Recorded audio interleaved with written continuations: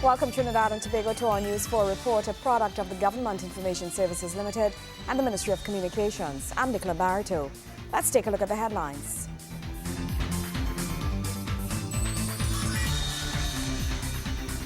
The Minister of National Security is promising a more stringent crackdown on money laundering in Trinidad and Tobago.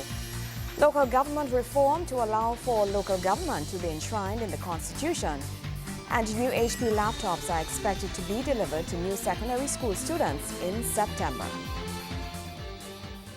Thank you for joining us. National Security Minister, the Honorable Jack Warner, is promising a more stringent crackdown on money laundering in Trinidad and Tobago. He says no one, no matter their status in society, will be spared if they are contributing to the crime problem. Minister Warner says no type of criminal is safe in this government's fight against crime. The National Security Minister says his aim is to not only apprehend the common criminals, but also to fight crime from the top. He says the persons responsible for bringing guns and drugs into the country must also be held accountable for their role in the crime problem. The gang leaders with guns and ammunition and drugs in the streets, they shall be apprehended. I said so. I say so again. But they are the small guys. They are the small ones, so to speak. The ones who bring into this country the guns, the drugs, and the ammunition under a veneer of respectability, they are the ones who are more dangerous than the guys in the street. And all of them must be caught and paid. I repeat to you here today, these are the guys who hide behind a veneer of respectability, who are doing greater damage to this country, and we will go after them. He also reveals that the attack on money launderers is coming soon. Mr. Warner adds that various representatives from the financial sector, the Ministry of National Security, and other government officials met recently to discuss strategies to go after persons suspected of engaging in the illegal act.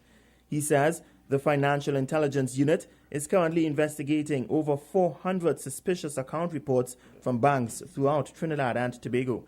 The number of SARS filed for the period February 9, 2010 to September 30th, 2010 was 101. These reports are reports which the banks sent to the Financial Intelligence Unit to tell them of accounts of persons that are suspicious. We have in an 8-month period, we have 101.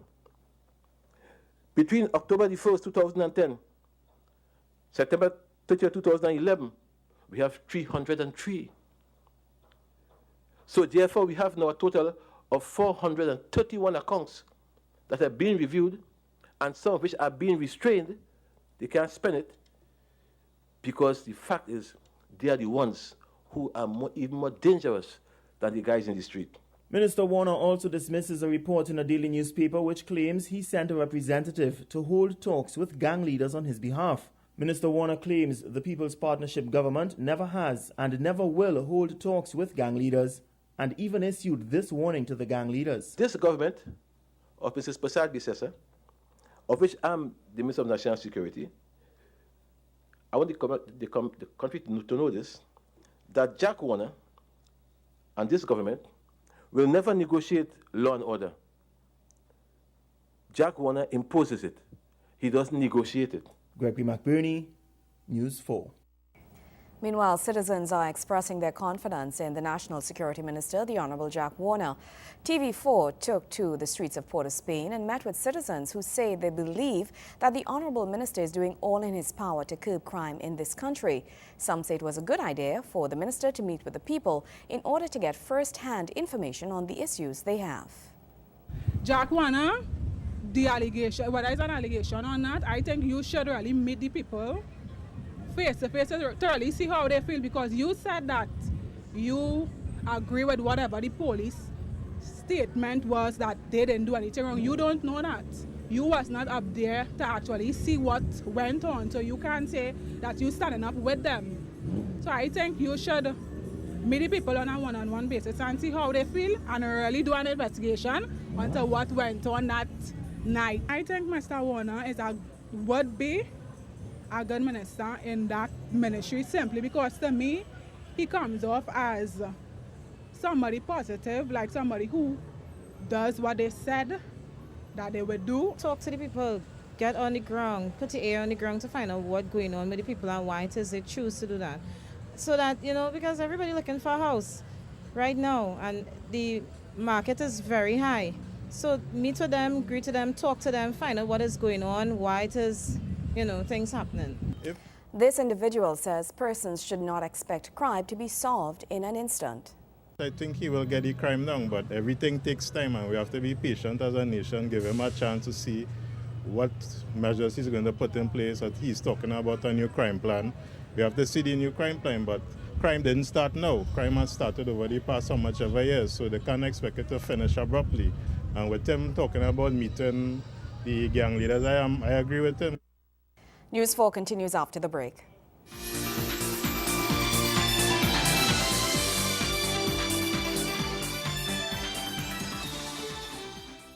There's a spark of greatness in each of us. That spark is called personality. Individual gifts and talents provide the fuel to set that spark ablaze. Each child has the right to an education which values their personality and nurtures their talents, while teaching them to be respectful to their parents and their cultures.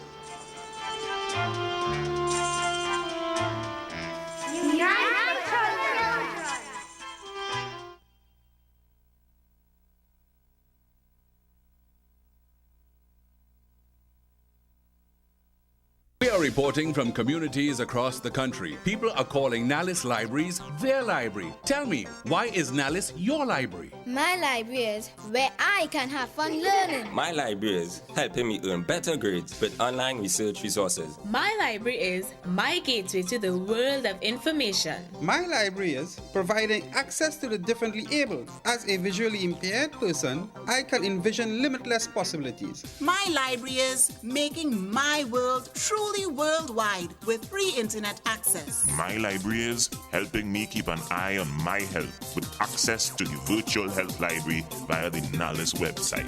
Nalis is my library.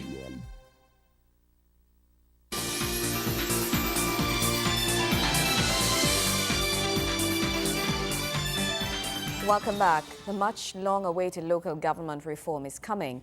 Now, this has been announced by Local Government Minister Dr. the Honorable Suhadrathan Rambajan. The reform will allow for local government to be enshrined in the Constitution. Policy document for the transformation and modernization of local government has been completed and has been accepted by Cabinet. And this document will soon be published for public comment, out of which a white paper will be developed. And of course, we've moved from there with respect to the reforms, the implementation of the reforms that would need to be implemented based on those discussions. Minister Rambajan says the purpose of enshrining local government in the Constitution is threefold, the rewards of which will benefit the citizens of Trinidad and Tobago from the services they receive to an overall improvement in their community. This policy document is geared towards achieving three things. One, the delivery of better services to people in Trinidad and Tobago through local government corporations.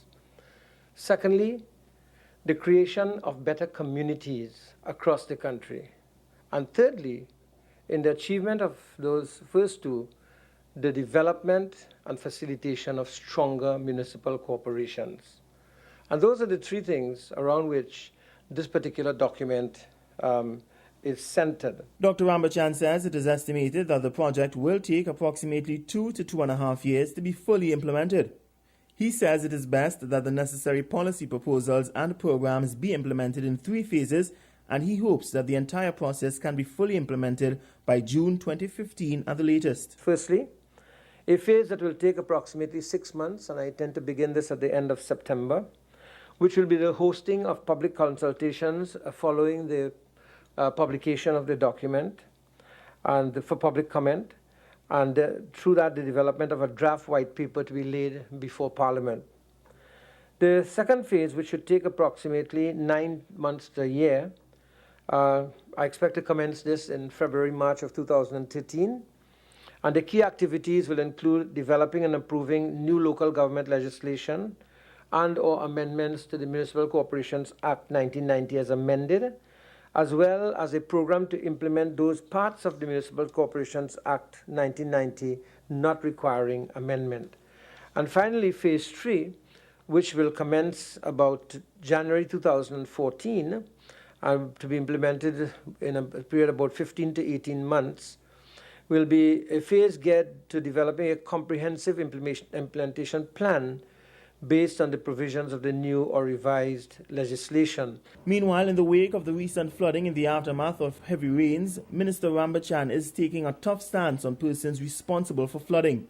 He insists that persons who cause flooding by affecting watercourses will feel the full brunt of the law. The Ministry of Local Government and the Minister has advised the local government corporations to take a very strong view and not to, in fact, compromise the law in any way whatsoever with respect to persons who have been blocking watercourses, who have been altering natural watercourses, or in any way doing things that can cause flooding of areas and of premises. Enough of that has happened in the country, and we know that in the Diego Martin area some of that also happened, the slash and burn and what have you, and the blocking of water channels.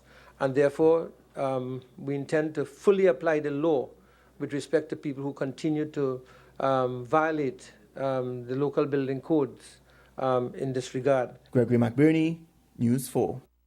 New HP laptops are expected to be delivered to secondary school students in September, says Education Minister Dr. The Honorable Tim Gopi Singh. He was speaking at the post-cabinet news briefing at the office of the Prime Minister. The minister says this year 17,492 laptops have been purchased for students and will cost US $150 less than last year. The manufacture, supply and delivery of computer hardware to students entering secondary schools in Form 1 for the academic year 2012 to 2013 will continue, says Minister of Education Dr. Tim Gopi Singh. You may remember the Prime Minister's manifesto pledge that we will provide laptops to students entering Form 1. And that started in 2010. And this is the third year. We did it in 2011 and now 2012. Laptops, those who have the laptops in 2010 and now will be going into Form 3. Those who had it in 2011 will be in Form 2, and now we're providing for those in 2001. The minister says approximately 53,000 students in school will be receiving laptops. Distribution process should be done in 2 weeks, next month, and hopefully not 3 months like last year. Plus approximately 4,500 teachers in Forms 1, 2, and 3 who have been also provided with laptops over these last 2 years. Previously, we gave out to Forms 1, 2, and 3, and Forms 3 teachers in preparation for the students coming in this year.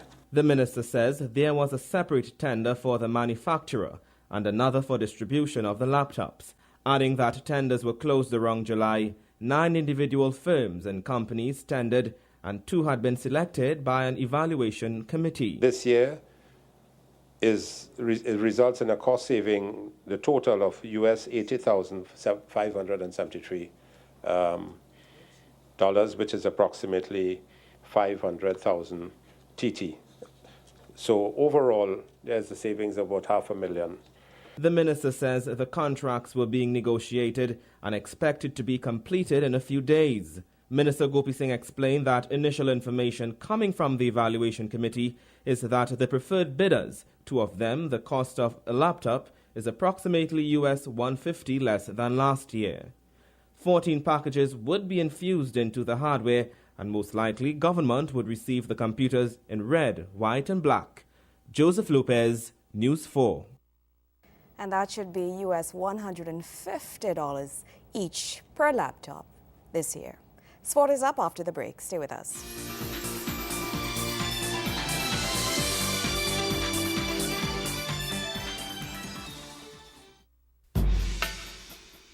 Honoring and respecting the elderly begins with you and me. And in the event of a disaster, your support before, during, and after will be critical to their well-being. Build a support team where each member will have a specific task. Your team must include someone who is within easy reach of the elderly person. Make an evacuation plan and practice your plan. Stock up on special caregiving items such as incontinence items, cleaning and sanitizing supplies. Have on hand a minimum of 2 weeks supply of all essential medications. In the event of a disaster, accessing medication may become difficult. Keep testing and insulin supplies that do not require refrigeration for diabetics. Secure all medical supplies in a clean, waterproof, easy-to-carry container.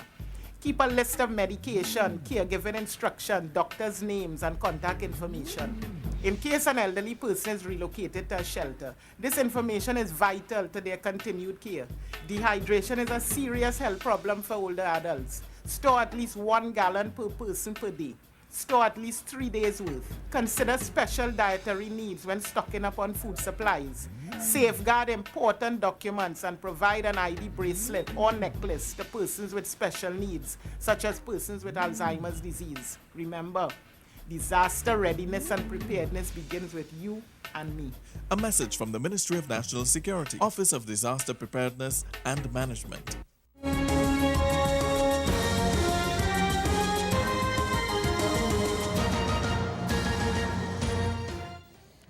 8 members of the Trinidad and Tobago T20 squad have been chosen to represent the West Indies in the ICC 2020 World Cup to be played in Sri Lanka between September 18th and October 7th, 2012. Making a return to the regional team as one of those 8 is batsman Darren Bravo, who last played for the West Indies earlier this year during the tour of England, where he had to return home due to a groin injury. That injury also forced him to miss the home series versus New Zealand. Power gen leg spinner Samuel Badri is also in the squad, keeping his place after debuting in the maroon cap back in June. He will have a regular spin partner Sunil Narine to work with, those two being the only specialist spinners chosen by the WICB selectors. In the pace department, Ravi Rampal will lead an attack which includes the veteran Fidel Edwards of Barbados and Jamaican Andre Russell. The region's leading all-rounder Dwayne Bravo will serve as vice-captain to Darren Sammy, while the exciting and versatile Lendl Simon is expected to open the batting with St. Lucian Johnson Charles. TNT skipper Dinesh Ramdeen will take his usual spot behind the stumps, as well as seek to show his prowess with the bat in the middle order. It came as no surprise that the most explosive man in cricket is also on the team in the person of Kieron Pollard. The squad also includes the dangerous Jamaicans Chris Gayle and Marlon Samuels, along with the dashing Dwayne Smith of Barbados. The West Indies start their quest for T20 supremacy in Colombo on September 22nd. Still with sport, the Honorable Anil Roberts, Minister of Sport, bid farewell to this country's 2 representatives at the London 2012 Paralympic Games. Chantal Ince swimming and Carlos Green athletics are the medal hopefuls for Trinidad and Tobago at the quadrennial event. Speaking about Trinidad and Tobago's chances at medaling, Minister Roberts stated, quote, "I'm sure Chantal and Carlos have looked on at the tremendous effort of the Olympians, making finals and earning precious metal. They should be buoyed by these impressive performances and leave these shores with extra confidence that Trinidad and Tobago can mount the rostrum. We want them both to do their best, medal or not," end quote. Chantal and Carlos, accompanied by a team from the Trinidad and Tobago Paralympic Committee, departed for London on Friday. More news after the break. Stay with us.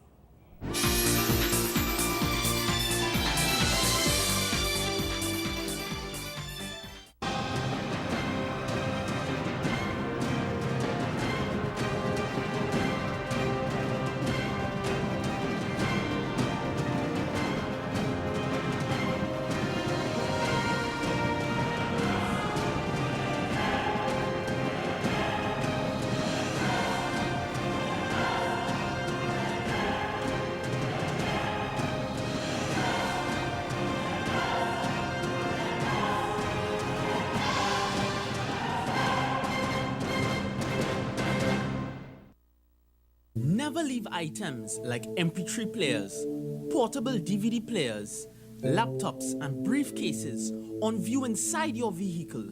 It is an open invitation for a thief. Don't leave them on show. If you cannot take them with you, place them in the trunk of your car. Remember, crime prevention is everyone's business. A message from the Trinidad and Tobago Police Service.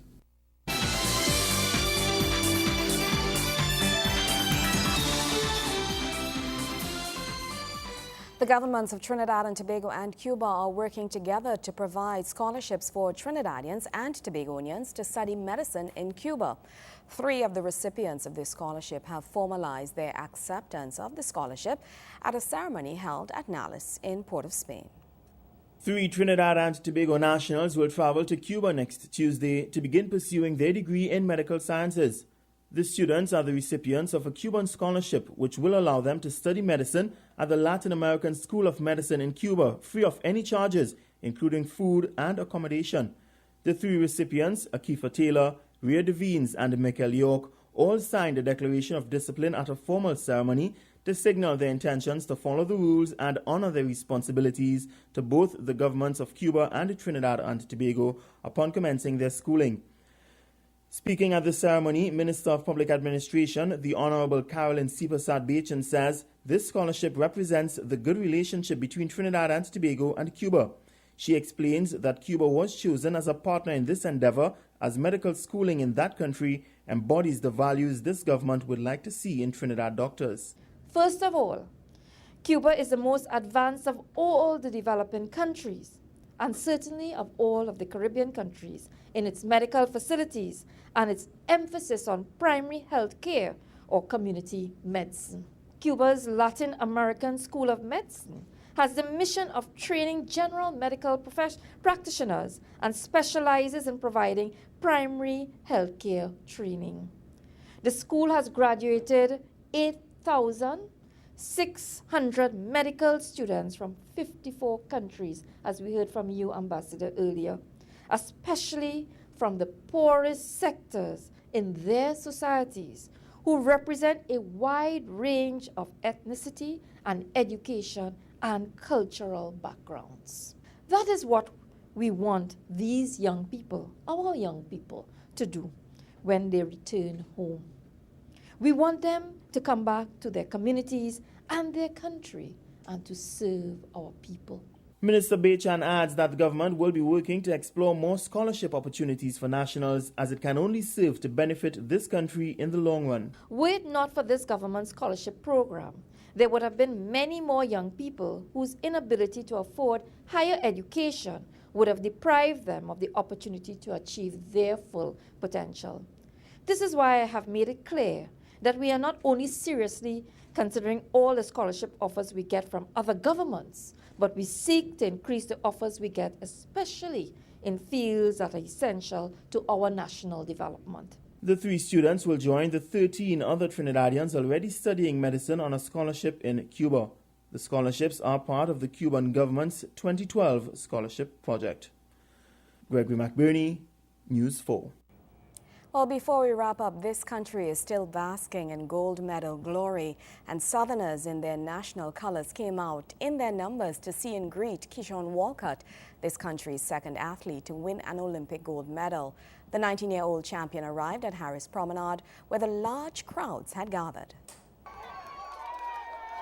Standing on a large music truck, Walcott and other athletes made their way onto Harris Promenade in front of the San Fernando City Corporation. The crowd went into a frenzy.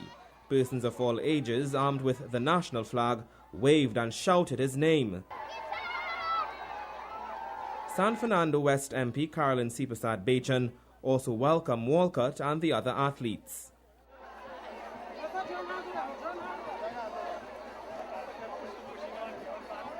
San Fernando Mayor, His Worship Dr. Navi Murdali, also welcomed the young athlete and presented him with a key to the city. During the performances, Walcott signed many autographs and posed for photos with fans. Walcott and the other athletes, including Miguel Thomas, Roger Daniel, Andrew Lewis, and Michael Sedeno, were treated to entertainment from various artists. When they come from foreign people to go Port of Spain instead. So today we celebrating with we Olympians. So I want to hear the chorus singing by all Sanford and dancing the chorus. Oh yeah. Here am I training, I love my country. Here am I training, I love my country. All over the world, singing my chutney. All over the world, singing. Joseph Lopez, News 4. Well, that's it for this edition of our News 4 Report, a product of the Government Information Services Limited and the Ministry of Communications. I'm Nicola Barito. Thank you for joining us.